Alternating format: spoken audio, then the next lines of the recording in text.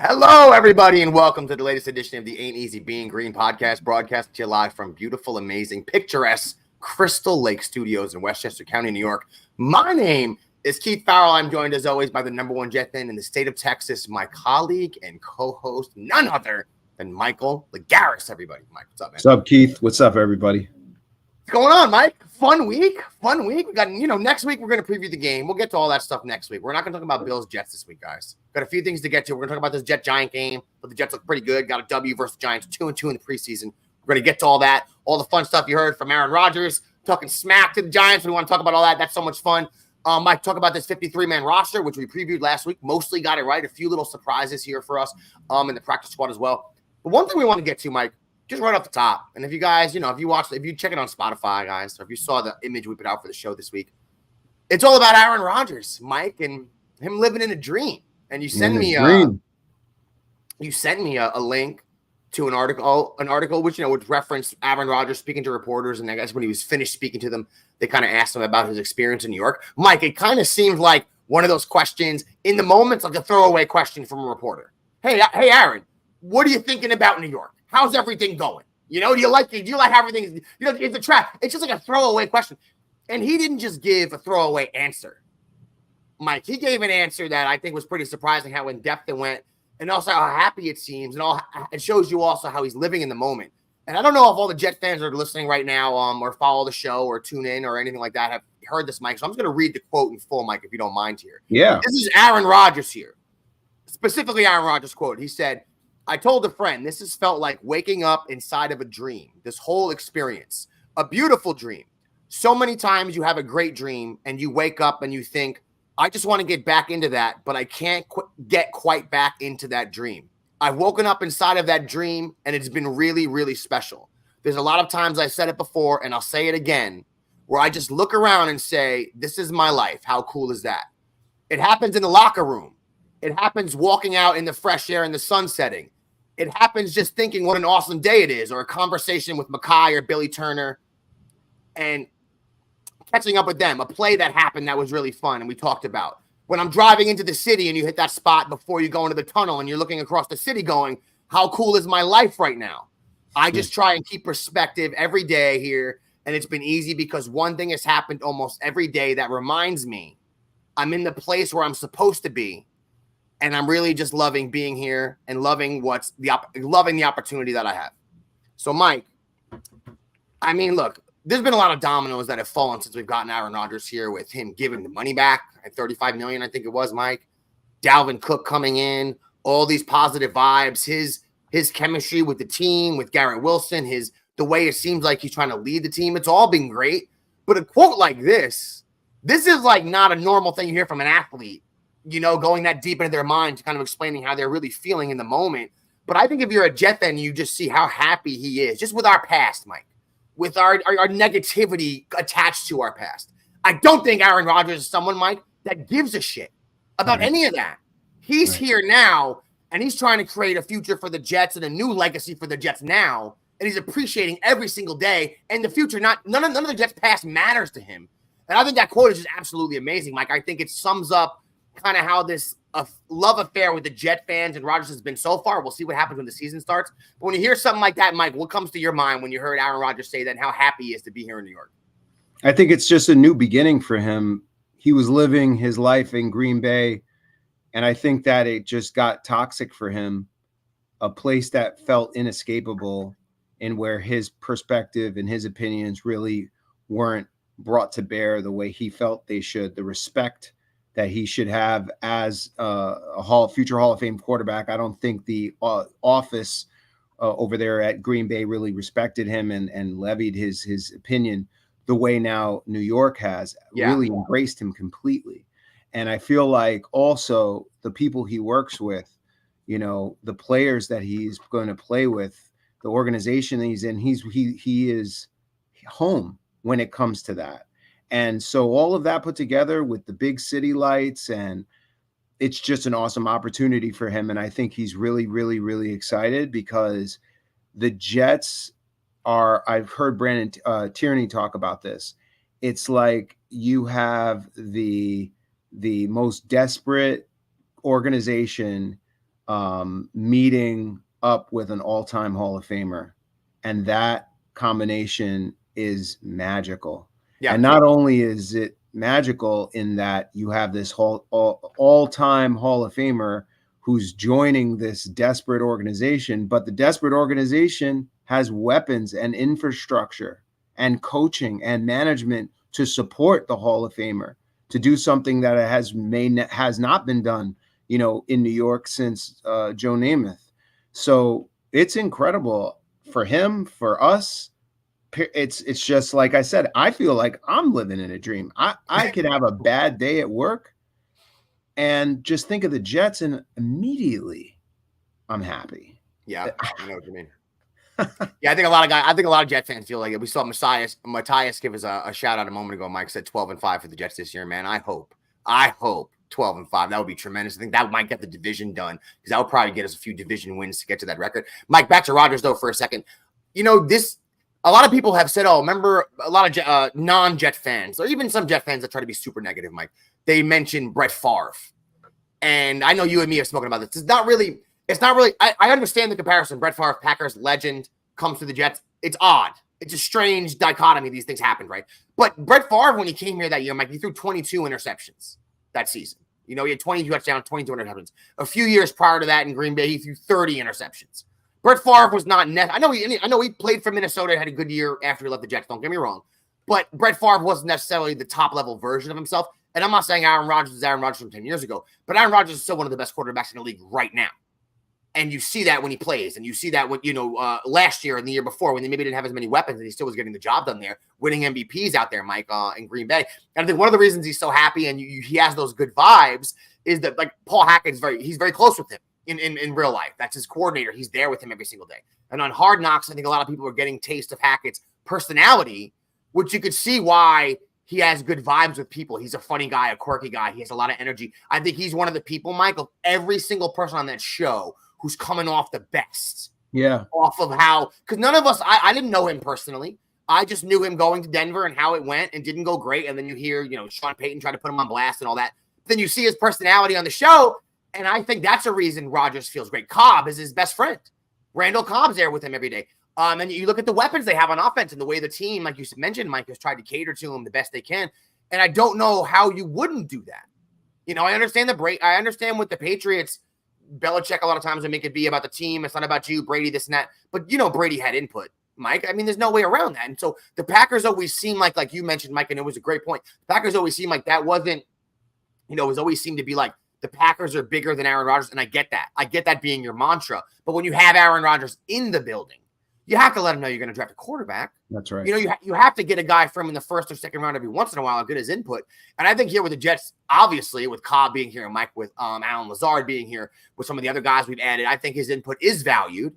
And then separately from that, say his input was valued, but the Jets were going to be garbage. Who gives a crap then, right? He would have been like, yeah, you guys value my input to this bad team.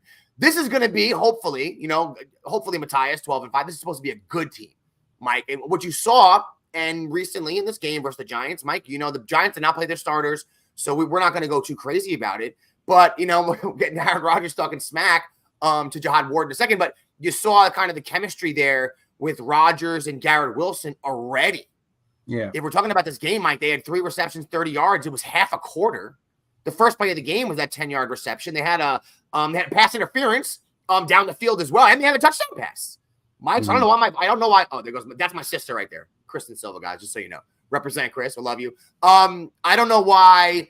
It just seemed like Mike, they're in sync already. And what you saw with that pass and that play, Mike, I want to talk about that play in particular. Then we'll get to the rest of the game. That play, that touchdown pass, was a precision quarterback throwing the ball to a precision route running wide receiver at the highest level, where the ball was caught, Mike, and the defensive guy is still trying to play defense. Didn't even know the ball's there. I know. That's highest level, Mike, of execution that close to the goal line, Mike. That's a thing of beauty, and that's what Jet fans have been waiting to see for a long time at quarterback, Mike. They've been waiting a long time. And a smart organization, any organization that understands its motor, understands its driver, that brings its value and aligns with that motor, that driver to push the value, is an organization that's going to continue to move in success. And so understanding the business of football, the quarterback is probably the biggest value driver that you have in any organization. And so when you do not align with that person, right, and you go ahead and draft and build your team that is not, you're not getting input from the one person or persons that can really push the note card, then you're really being inefficient. And that's how Aaron felt. And now he feels that he is being used the way he needs to be used. I mean, you know, this isn't really the same example, but Nike, you remember the movie Air, they bet everything on Mike. Yeah. They knew, they said, look, we'll take the hit. You know, we'll put the colors in. We're gonna create the sneaker around the player instead of having the player fit into the sneakers like Adidas and Converse and whatnot. And what happened? Nike, they picked the right player and then forget it. Took off, blew up. It was an out of the box model, but you got to always align and understand who your most important people are in your organization and let them be part of the decision making. When you think you're bigger, like Keith just said, Green Bay thinks, you know, is bigger than Aaron Rodgers. Yeah, understood.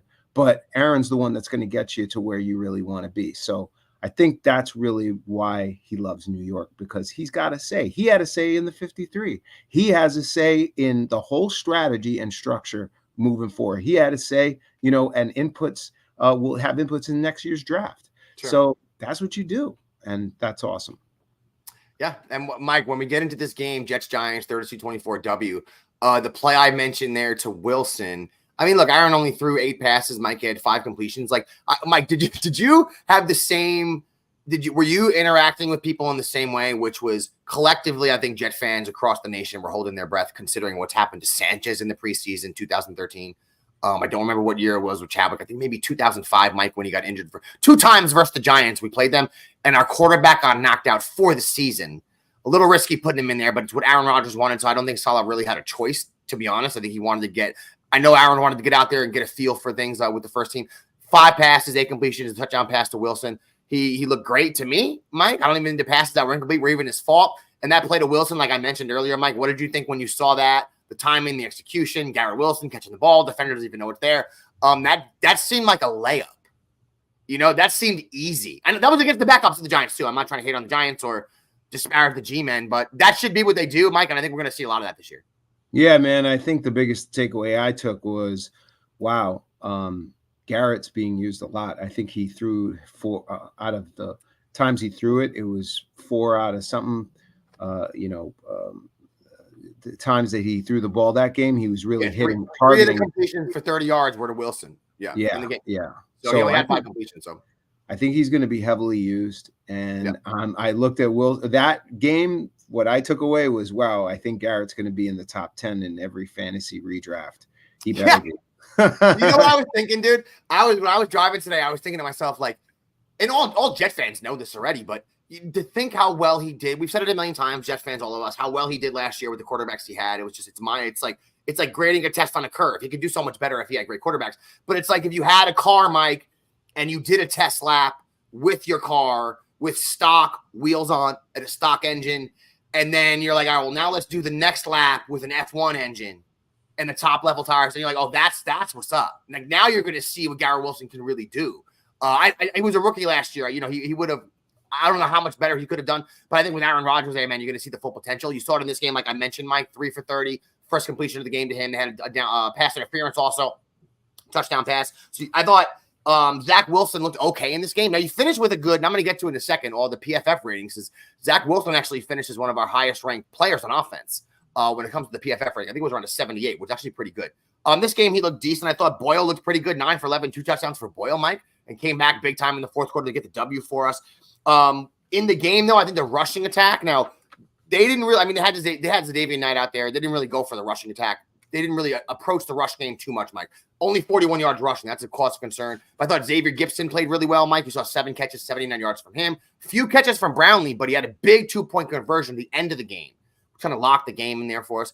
The guys that stood out more for me, Mike, in my notes here, were the defensive players. Now, I know they gave up 320 yards on defense, don't get me wrong, but 5 more sacks in the preseason here. Another sack for Bryce Huff, Mike. Someone who kind of, with all this talent we have, not Jet fans per se, but a lot of people don't really know Bryce Huff, right? But he's kind of lost in the mix. Another sack, 3.5 sacks in the preseason. Mike, he's only played 6 quarters, I think.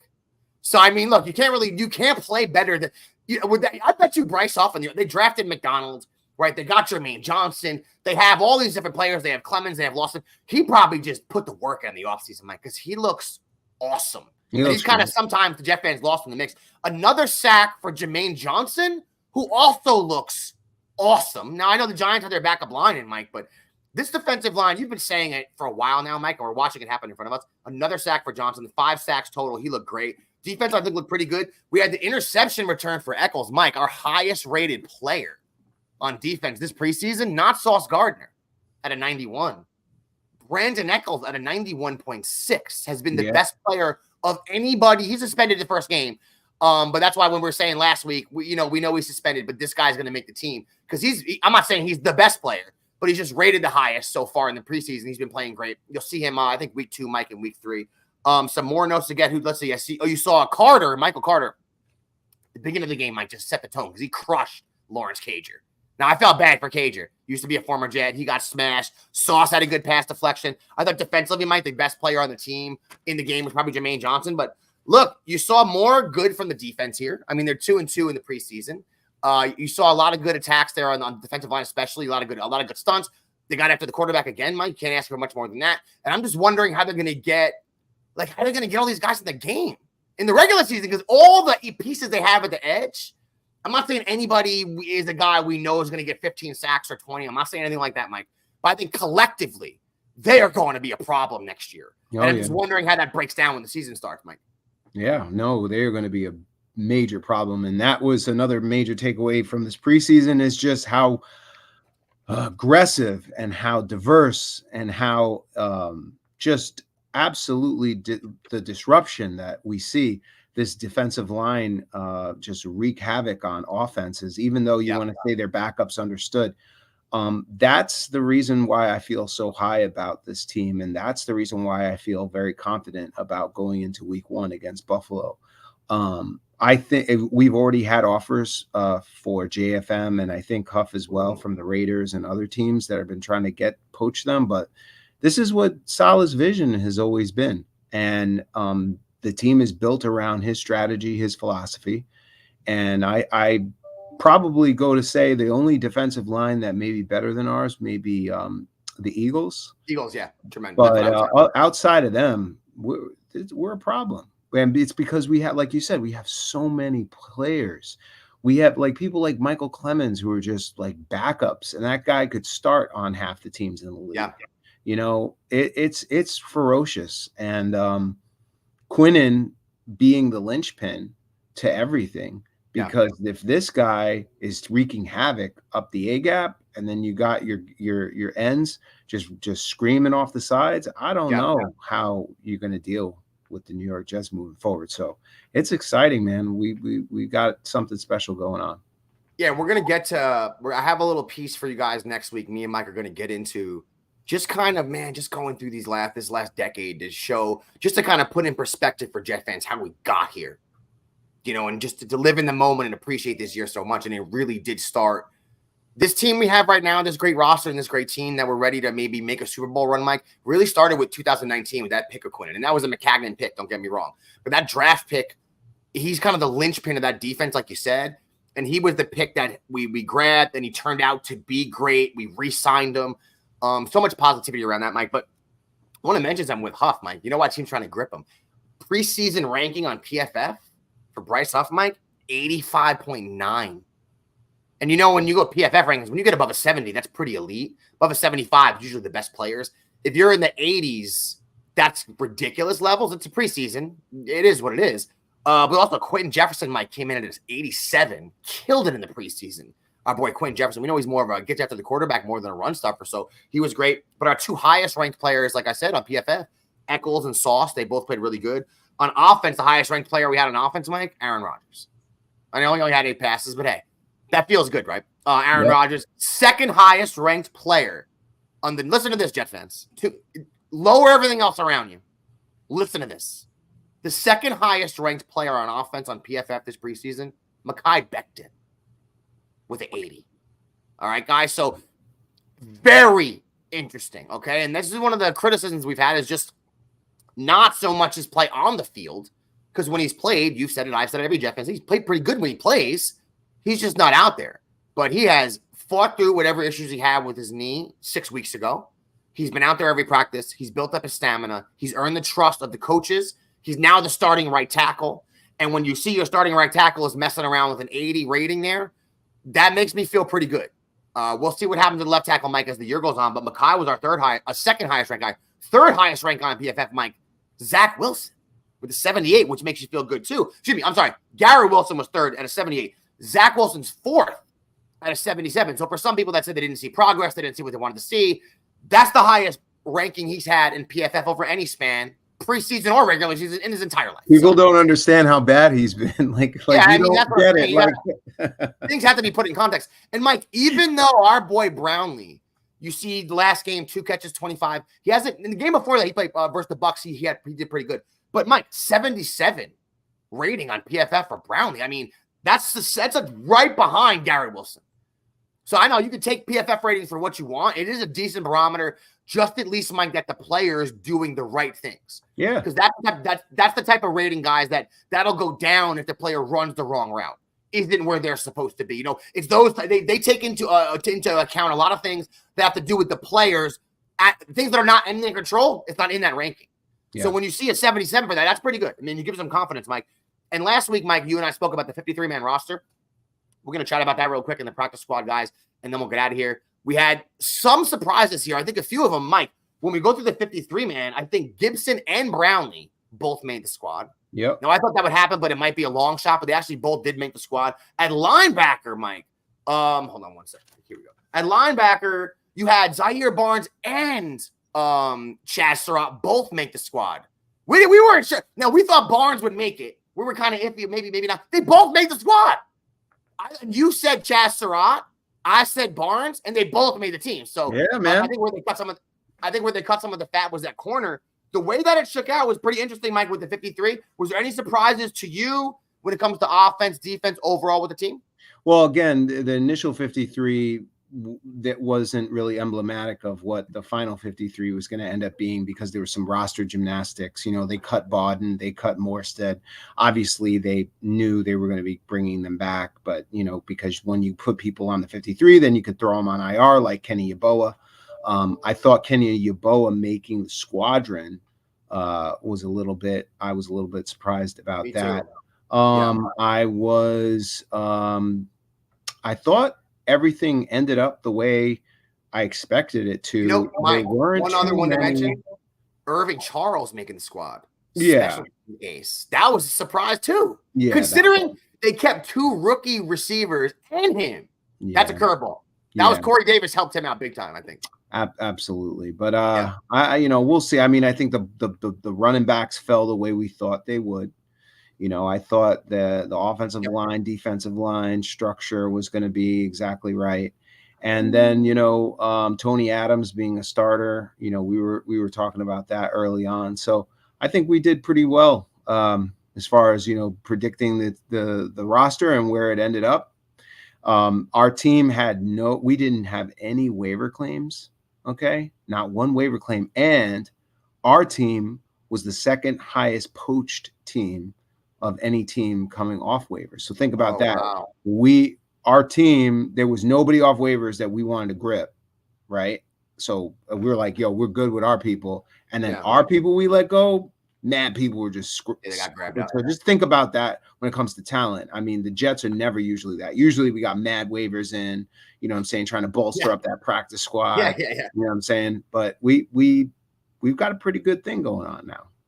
Yeah, I mean, that's a good sign. People actually want the players we have for once, instead of them just passing by. And the feeling that, you know, our roster is good enough that we didn't even need to grab anyone from anywhere else. But I'll tell you, a few guys that did make it through, Mike, and I think we touched on it, man. There wasn't too many surprises in comparison. Oh, Trey Dean not making it. I think that maybe was, for me and you, maybe a big surprise. I will say he did sneak through waivers, and he is on the practice squad.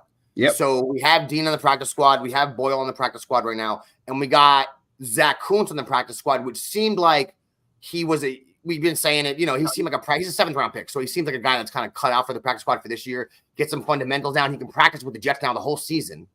And maybe next year we have just some monster just ready to go. Tight end is one of those positions. Even the tight ends that get drafted the 1st round, the 2nd round, they don't come into the NFL anymore. And Pitts did good as a rookie. Aside from him, there hasn't been a rookie that's come in a long time just torn the NFL up. I don't know why the tight end position has become that type of position, but it is the truth. And also Tanzel Smart, who's a Hard Knocks favorite. Oh, yeah. One of the funniest guys on Hard Knocks, Carcucci board and the whole 9. You saw his wife screaming in the crowd last episode. He hurt his arm. He played through it like a beast. I'm happy that I'm actually surprised if he's someone that he had to clear waivers to get on practice squad too. I'm surprised he's not on another team. He seems like a valuable guy when he has played. He's always played pretty well. Tanzel Smart, I like him a lot. But yeah, I mean, that's the practice squad right there. I think everything's kind of set now for the season. Yes, now they just wait it out. Now we're just waiting it out, Mike. Aren't you amazed? Like, can you think about like where we've come and where we are now? I mean, this is the most anticipated. I mean, I've never felt this way. Maybe the 99 year, excuse me, when we were coming off 98 AFC Championship. Yeah. But I've never felt this before. This is totally different. No. I mean, they got Tony Soprano freaking intros with Salah. I mean, it's wildness right now. Wildness. I mean, we're nationally spoke of at all times on every platform. Yeah. Anyone, just throw YouTube on the show, the herd, anything. It's Jets. It's a whole new, and I am sucking all of it up. But isn't it incredible from all the way back from Rex to now how crazy the journey's been? It is, man. And that's what next week we're going to get a little bit deeper into that, Mike, the journey and how everything we've gone through the past decade, Mike, because there's a lot of garbage we've dealt with. And then there's also a lot of moves that have been made the last 3 or 4 years that have put us in the place that we're in right now, Mike. But I would agree with one thing that you said, Mike, is 98. I'm 42. All right. Me and Mike are right around the same age. In our life, I went through all the times Jets have made the playoffs, Mike, and we'll detail it more next week. When I was a little kid, they made it 85, they made it 86, they made it 91 with Boomer. And lost to the Oilers. Then we had the Parcells era, started 98. And up till Rex left, up till 2010 when we went again, we made the playoffs 7 times in 13 years. Yeah. And then we've had this most recent era, the past 12 years where we've had nothing. And it's been tough. And if you're a Jet fan over 20 or over 30 or over 40, you've dealt with a lot of losses and tough seasons and butt fumbles and embarrassment and seeing ghosts and all this garbage we've dealt with over and over again. And it does build up, and it can turn you into a negative fan with a negative viewpoint. And we all know those Jet fans that are out there, and they have every right to be that way. I'm not even hating. Yeah. Because you build up enough hatred, your team hurts you enough times, it lets you down enough times. That's where you end up in life with sports or people, relationships, whatever the case may be. But I'm urging all Jet fans right now, this year, this season, this next 2 years, but every single game, every single week, every single practice, every quarter, every play, just take it in, right? Just live in the moment this year. Because I'm 42. If you're 20 years old listening to this, I've been waiting my whole life for this. Yeah. And that's the part that gets me, Keith. Listening to WFAN, this caller called in about what his most hyped season was. And he's a Yankee fan. And he said the 2017 or 2018 Yankees. He said, we had young Judge. Judge just got off his rookie year, and we had all the young talent, and we were coming in, and that's the most hyped I was. And the host was like, how old are you? And it just brought perspective to me because I'm not even a Yankee fan, but I'm like, that's what you were most hyped? Like, you were hyped back in 99? Yeah. But also, like, depending on whatever age he is, that might actually be that to him, that's the truth. Yeah. He's just living his truth, He's just living his truth. And that's my point. When there's Jet fans that are 60 years old that have been dealing with this, 20 years longer than me. Yeah. 20 years longer than you that have been going through it for a long time. But we just got to appreciate this year, man, because this has been a journey to get this team put together the way it is. And we don't know how it's going to work out, of course, man. We're not being cocky or anything like that. But it does at least look like this is going to be an entertaining year. When you see passes like Aaron Rodgers through Garrett Wilson the other day, when you think of being 7-4 last year, right, Mike? And then losing every single game the rest of the year. Damn, that's not happening with Aaron Rodgers out there. We're not losing 6 games in a row when Aaron Rodgers there. We were 7-4. And listen to me, Jet fans. I'm not hating on Zach Wilson. People get so mad when I say this. But it's like when you point out, if it's 70 degrees out, and I tell you, I'm not making it up. It's not my fault. It's 70 degrees. He was the worst quarterback in the league last year. Statistically. Okay? Say whatever you want about his future, whatever. But that's what he was. We were 7-4 still. We beat the Bills. We went to Green Bay and Aaron Rodgers, and we whooped them. That's with the worst quarterback in the league. Now we've had all these weapons. We have Aaron Rodgers here. It's just the vibe is great. So I hope all Jet fans are already enjoying it. But just this is going to be a ride this year, man. And I can't wait, Mike. I can't wait to do next week's episode, get into some of the journey we've been on, all of us, some of the hardships we've gone through, especially the last 12 years. And kind of just talk about all the pieces we put in place here to get to where we're at. And then also talk about that Bills game, Monday Night Football, baby. Me and Sammy will be in the house. I've delayed myself moving to Nevada, which I'm doing October 4th, by an entire month, just so I could be at the first 3 games. Mike, you know this is true. You know the wifey's the best. She said it's okay. I should be out there already. Wifey's been there for 2 months. Not your boy, though, because I'm not. That's how much this means to me. Just like most Jet fans, since I have the space and I have the ability to do it, I'm like, babe, do you mind? I'm keeping my season tickets. I'm not moving now. Excuse me, I'm not giving my tickets up now. Even if we move, I can't go. I can't bail now. I've been waiting forever. Now they have Aaron Rodgers. I'm just not going to go to the games. So I already got this all figured out, everybody. But I'll be there that first month. Mike, I can't wait. Next week, Mike, we'll talk Bills. We'll talk a little bit about this journey the past 10 years, getting to this point with this great team. Mike, is there anything else you want to add before we get out of here? No, man. I mean, hey, guys, we're on YouTube. Please like and subscribe on Facebook at AEBG.JetsRadio, on Twitter at AEBG_NYJ podcast, and on Instagram at Jet.AEBG. You heard the man. On behalf of the #1 Jet fan in the state of Texas, my name's Keith Farrell. Get at you next week, everybody. Peace out. All right, guys. Cool.